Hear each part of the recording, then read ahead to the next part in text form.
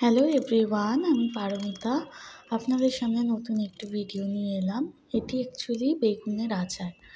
তো এটি আমার কাছের একজন খুব ভালো একজন দিদি আমাকে বানিয়ে একবার খাইয়েছিলেন। তো তার কাছে রিকোয়েস্ট ছিল যে আমাকেও একবার এরকম বানিয়ে দিতে হবে।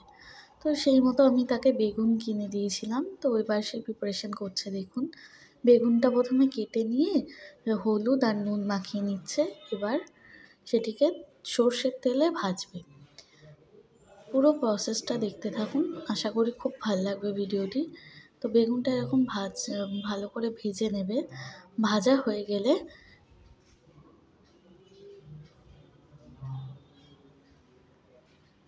তুলে নেওয়া হচ্ছে।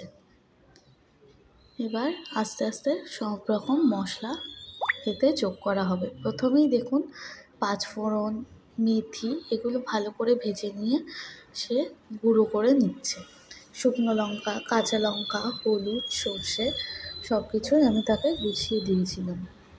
দেখুন, প্রথমে মেথি ভেজে নিয়ে মেথিটা গুঁড়ো করে নিল।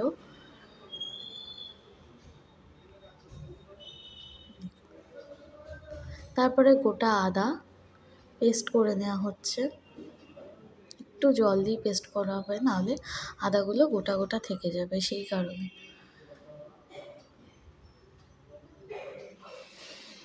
তো দেখুন, আদাটাও পেস্ট হয়ে গেল। এবার সর্ষে পেস্ট করা হলো। এবার সমস্ত রকম মশলাগুলো একটা পাত্রে ঢেলে নিয়ে ভালোভাবে মাখিয়ে নেওয়া হবে। তার সাথে দেওয়া হবে 2 চামচ ভিনিগার, কারণ ভিনিগার না দিলে আচারের যে আমরা টক নোনতা মিষ্টি একটা ব্যাপার থাকে, তো সেই টক ভাবটা আসবে না। আর একটুখানি 2-4 দানা চিনি ফেলে দেওয়া হলো। এবার এটিকে ভালো করে মিক্সড করে ওই যে তেলটার মধ্যে আমরা বেগুনটা ভেজে তুলে রেখেছিলাম, ওই তেলটি ভালো করে গরম করে ওই তেলটির মধ্যে একটু চিনি দিয়ে আবার ভালো করে নেড়ে ওই তেলটির মধ্যে ওই বাটিতে রাখা যে মাখিয়ে রাখা যে মশলাটা ছিল সেটিকে পুরো দিয়ে দিতে হবে।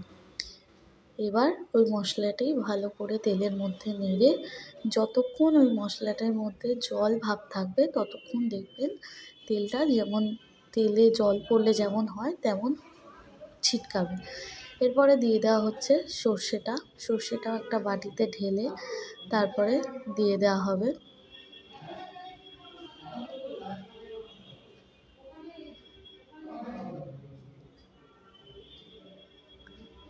এবার সর্ষেটির মধ্যে একটু হলুদ দিয়েছিল দিদি, যাতে সর্ষেটি তেতো না হয়ে যায়, সেই কারণে। তো এবার ভালো করে এই মশলাটি নাড়তে হবে। এবার দিয়ে দেওয়া হলো মেথি গুঁড়োটা। আঁচটা একদম লোতে রাখতে হবে, নাহলে কিন্তু মশলাটা নিচ থেকে পুড়ে উঠবে।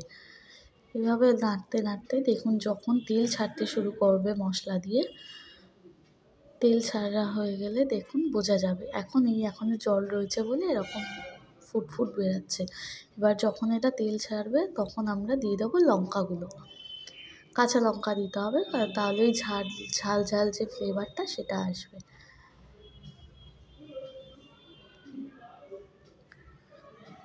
এবার দেখুন, ভেজে রাখা বেগুনগুলো দিয়ে ভালো করে মিক্সড করতে হবে। ভালো করে মিক্সড করে নাড়াচাড়া দিয়ে ভালো করে মিক্সড করলেই আমাদের বেগুনের আচার রেডি। তো আপনারা কেমন হয়েছে জানাবেন।